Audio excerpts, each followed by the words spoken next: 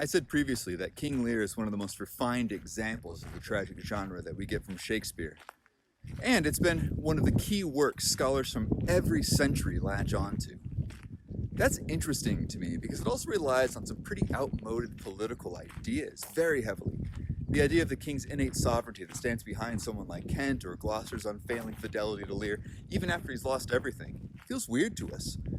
Lear himself can be a bit distant too. I'll put a link to a really great interview with Sir Ian McKellen talking about his experience playing King Lear that really helped me understand the character better. Give that a look. For me, though, the characters surrounding Lear have always been more interesting. People like Kent or Edgar or even the bad guys like Edmund or the evil daughters. There's more women in this play, but the representations kind of fall into that evil woman trope, maybe. I think they're more complex than that, especially Cordelia. But look, there's kind of an important historical nuance we need to have. I think it's a bit strange to question whether Shakespeare's texts are feminist or whether representations of women we find there would really make sense in our modern sensibilities and values. I mean, to do that, we need to either make feminism or Shakespeare some kind of historically transcendent idea. And that's certainly not the way either of these discourses understand themselves. What I mean is that asking whether Shakespeare is a feminist is a bit like asking whether he's a good driver or if he would game on a console or a PC. It's not really an option for him. There's no space to really think about whether or not women have rights when no one has rights. For us to hold women in these plays to the same standard of representation that becomes possible when women themselves take their own voice is really to hold them to a standard they can't meet. Now, it's not to say that all these plays close off the possibility of feminist reading, but to get there, we need to find out what the text is up to in its own context. We need to know what it says before we can know how to use it.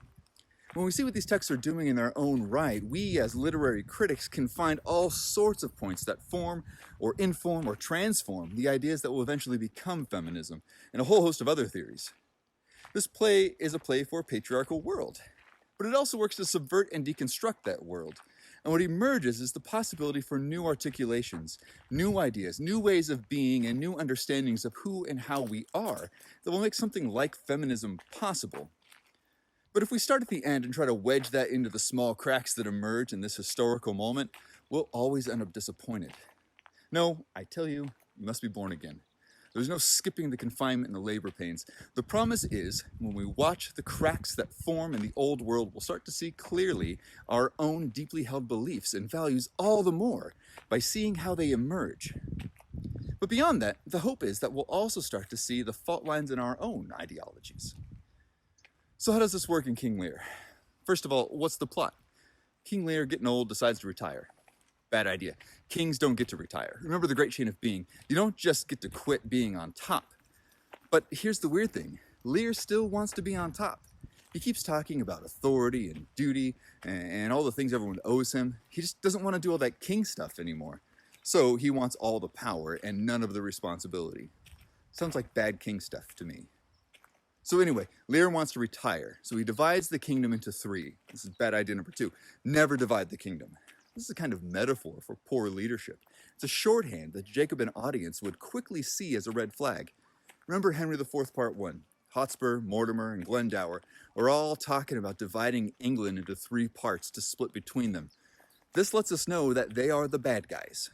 So Lear wants to retire, splits his kingdom into 3 to give 1 part to each of his daughters, and to do so stages a formal ceremony that has as its main event a Who Loves Me the Most contest. Bad idea number 3, for a couple reasons. First of all, never ask your kids this stuff. Second of all, the division of the kingdom is already known. Everybody already knows which daughter will be getting which parts of the kingdom. Remember the opening lines here. Gloucester and Kent are talking about it. Kent says, "I thought the king had affected the Duke of Albany more than Cornwall." And then Gloucester says, "It did always seem so to us, but now in the division of the kingdom, it appears not which of the dukes he values most. For equalities are so weighed that curiosity in neither can make choice of either's moiety." So they're saying that even though Lear seems to have always liked Albany better, everyone's getting a completely equal share of the kingdom. So what's with this love test? Well, on the one hand, there might be a trick to trap Cordelia into a marriage that doesn't suit her. Shakespeare's drawing on a much older myth here. In fact, the 1608 Quattro is titled The True Chronicle of King Lear. It's a history play at first, technically. In this older legend, Cordelia has promised to marry for love rather than political alliance. She loves the King of France, but Papa Lear wants her to marry the Duke of Burgundy. So, in this version, the love test was a trick. Goneril says, "I love you more than any father." Regan ups the ante and says, "I love you more than anyone, even my own husband." If Cordelia is going to play the game, she's supposed to say, "Well, I love you more even than that." And then Lear would have said, "Prove it, marry Burgundy and dump France." In this original story, Cordelia is really just choosing her lover over her father. Not nothing, but not particularly radical. But that's the original myth. The way Shakespeare adapts the story makes it a bit different. Here, the match Cordelia is about to make in marriage is more or less ancillary to the plot. It has no bearing on how she answers her father. No, her motivation here is really just based on her determination to tell the truth in spite of her father's expectations. This is a really interesting development. It means that the love test is inherently phatic. It has no real meaning. Okay, so what I'm talking about is structural semiotics, the rules by which we determine the meanings of words. Ferdinand de Saussure laid this all out in the early 20th century. If you've taken linguistics, you're already way ahead of me on this. All communication is made up of what's called the linguistic sign.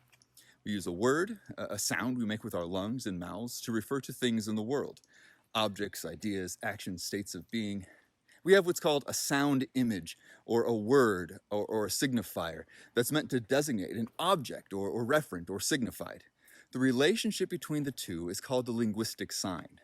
So, man, the sound I make with my face, refers to that guy over there. Signifier, man, signified that guy. Simple. But not really. See, the problem is that these relationships between signifiers and signified are always slippery. I just said man, the signifier refers to that guy over there, but man also refers to this guy right here. It can also refer to the species as a whole, mankind. It can also refer to like general authority, the man keeping me down. It can also be an exclamation. Ah, man, I stepped in something. Man, stepped in something. In the same way, that person over there can have many signifiers that refer to him. Man, but also dude, guy, boss, bloke, amigo, pal, father, dad, Bill, Will, William, Willie. Do we need to keep going? Human, Mr. Smith, Dr. Smith, Smith, old guy, American, Californian, Fresno. And that's just in English. I mean, Adama, Anthropos, Hombre, Vir, Shelevek. The truth is that there are many sound images that refer to that object, and any sound image can have multiple reference. So how can we possibly trust the linguistic sign to make meaning? This sounds like a made-up problem. After all, we regularly know what a person means when they say something.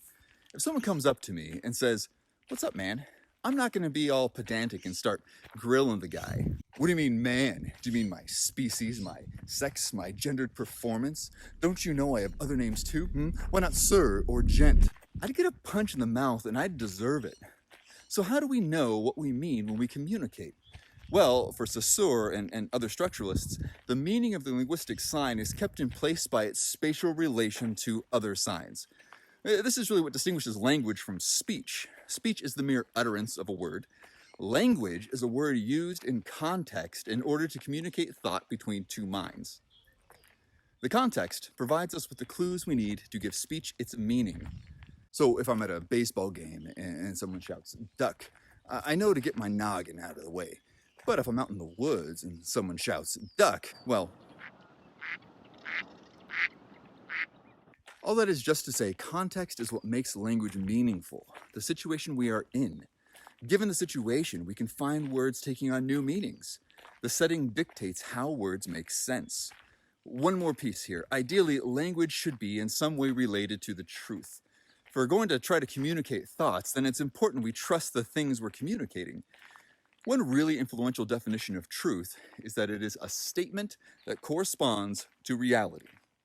A statement that corresponds to reality. A statement, signifier, that corresponds in context to reality, the signified object. If we're trying to communicate, language ought to be truthful, but truthfulness, because it relies on language, has to be embedded in a context in order to be understood. So King Lear sets up a ceremony, a retirement party. He's already divided his kingdom. What we, the audience, come into in Act 1 is the formal ceremony where the inheritance is granted. There's a simple exchange expected, almost like a catechism. Lear says, "How much do you love me?" Then in response, the daughter gushes about how much she loves him.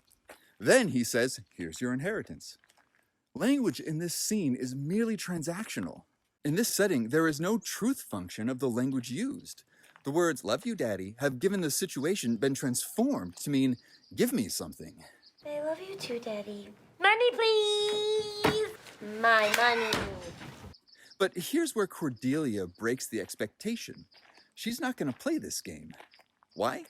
Because she actually loves her father.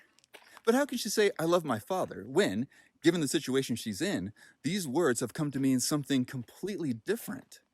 If she were to follow suit and say, like Goneril or Regan, "I love you more than anything in the world," she would ironically be saying the exact opposite. So what does she say? Nothing. Literally the word nothing. Love and be silent. "Nothing, my lord." And Lear's like, "Oh, hold on. You're not doing this right. Give it another shot. Nothing will come of nothing. Speak again. Mend your speech a little. You're not matching the situation." But Cordelia won't become a liar just because the social order demands it. No, she has to ruin everything, Lear's set up here, and be truthful. And then she gets banished for it. Kent, the king's most loyal subject, stands up to try to do the same thing, and he gets banished for it too. There's a parallel with Edgar, the true son of Gloucester, who gets sent on the run like a fugitive because the false son, Edmund, the tragedy spirals out of control from there. So Cordelia is caught. Does she follow the social, political, familial demands of the king and play along? Or does she follow the moral, personal, psychological demands of her own character and tell the truth? Another way to say that is she's pulled between two ethical systems. To affirm one is to deny the other, but to deny the other comes with a high cost. To deny the king means, at the very least, her banishment. To deny her own principles is to suffer an existential death, a death to her own authenticity. In this, we can really see Hegel's definition of tragedy. You remember this from a couple weeks ago. The tragic world is one in which two competing ethical systems collide, and the tragic hero cannot help but fail to fulfill their demands. This collision of two ethics, by the way, is all over the place in King Lear. As an aside, one of the interesting ways this happens is in the way nature is understood. If you get a chance, go read John F. Danby's article, "The Two Natures of King Lear." It's in the additional resources section. It's a really good essay. The word nature itself shows up over 40 times in this play, and the way it gets used falls into two pretty well-defined camps. Lear and his followers think of nature as a guiding or organizing principle, almost as if nature were one of the properties of God himself at work. Social class systems, family dynamics, authority are all arranged orderly within this natural system. The other camp is Edmund and his cohort. For these folks, nature is all about competition, struggle, strength, self-mastery, self-autonomy. Edmund's first soliloquy even gives us that famous line, "Thou, nature, art my goddess. To thy law my services are bound." Importantly, Danby points out these two views of nature were part of a larger shift in discourse at the end of the Elizabethan and start of the Jacobean eras, right when this play is written.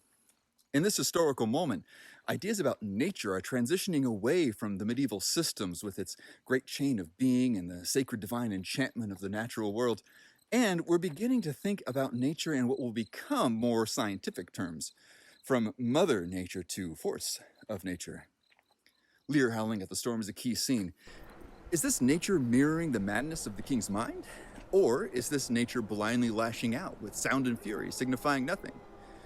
Beyond just the characters and their actions, the text itself represents this collision of two frames of understanding the world. And that's not the only collision of worlds happening in the period.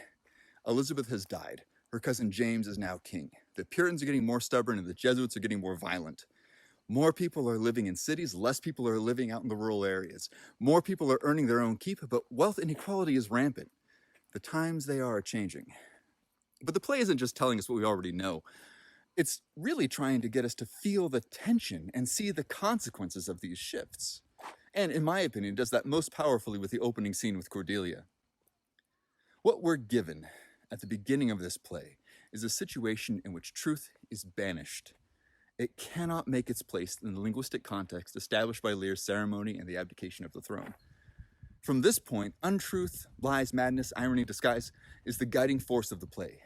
Later, we'll see Goneril and Regan in one lie after another trying to outmanipulate each other, all the way up to a murder-suicide. All over Edmund, who, at the end of the day, is just playing them both. The untruthful context is so ubiquitous in the play that the other characters are not even able to see it. It's a metaphorical blindness that becomes literal blindness for Gloucester.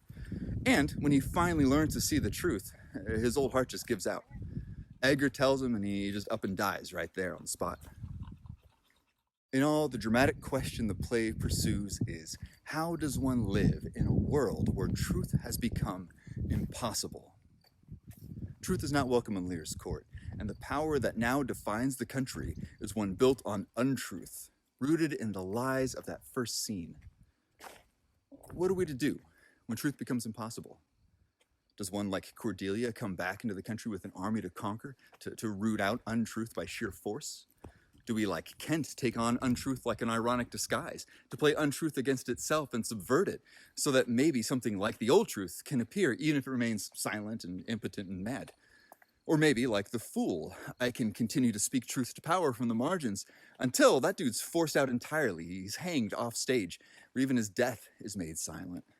Or, like Edgar, maybe we can put on the spirit of madness, of possession, and try our best to guide our loved ones who will have nothing to do with us towards something like safety. Whatever we choose, whatever the path, the result is the same. Failure, failure, failure. There is no hope in the tragic world that anything will be all right. Sorry for the downer. The only way to make King Lear have a happy ending is to rewrite it.